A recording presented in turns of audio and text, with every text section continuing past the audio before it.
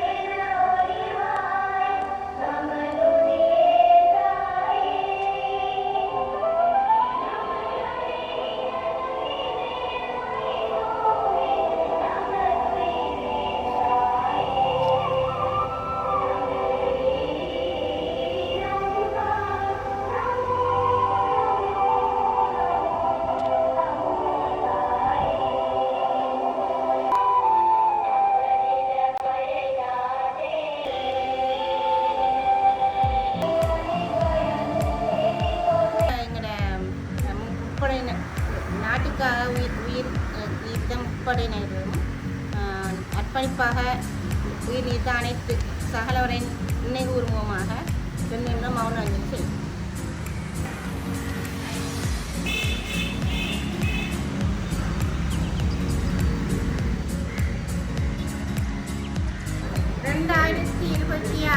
ஆண்டின் கடமைகளை ஆரம்பிக்கும் முதல் நாளாகி இலங்கை ஜனநாயக சோசலிச குடியரசு முழு நாட்டு மக்களிடம் அபிலாசைகளை முன்னணியாக கொண்ட இலக்குகளை நனவாக்கும்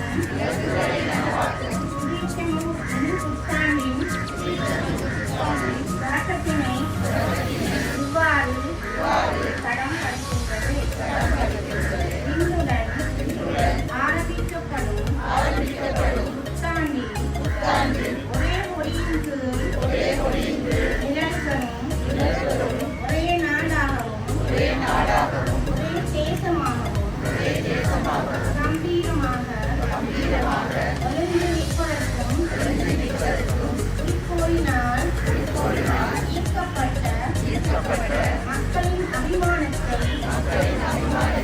எடுத்துரைக்கவும் பிரமாண செய்யறதிலே நாங்கள் செய்தோம். உண்மையாகவே மனதின் அடித்தளத்திலிருந்து சத்திய பிரமாணம் வந்திருக்குமே நான் நினைக்கின்றேன். அதுதான் உண்மையான வாயால் மட்டுமில்லை, மனதின் ஒழுங்கான நினைவோடு மனதின் அடியிலிருந்து இந்த சத்திய பிரமாணம் அனைத்தும் வரணும். அத்துடன் இது செயல்படுத்தப்பட வேண்டும். இந்த முறை ஸ்பெஷலாக எங்களுடைய அர்ப்பணிப்பில் ஒரு ஸ்பெஷல் சொல் அதிகூடிய அர்ப்பணிப்பு.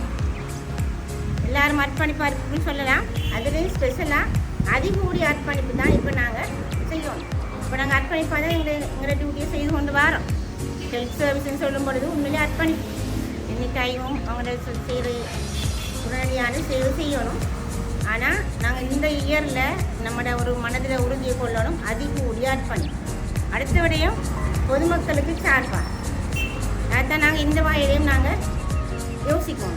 பொதுமக்கள் வந்து எங்களை நம்பி எங்களுக்காகவே இருக்கின்ற பொதுமக்களுக்காக நாங்கள் எங்களுடைய ஒரு அதிகாரத்தையோ எங்களுடைய வசதியையோ மற்ற எங்களுடைய பானையிலையோ நாங்கள் நடத்த இயலாது.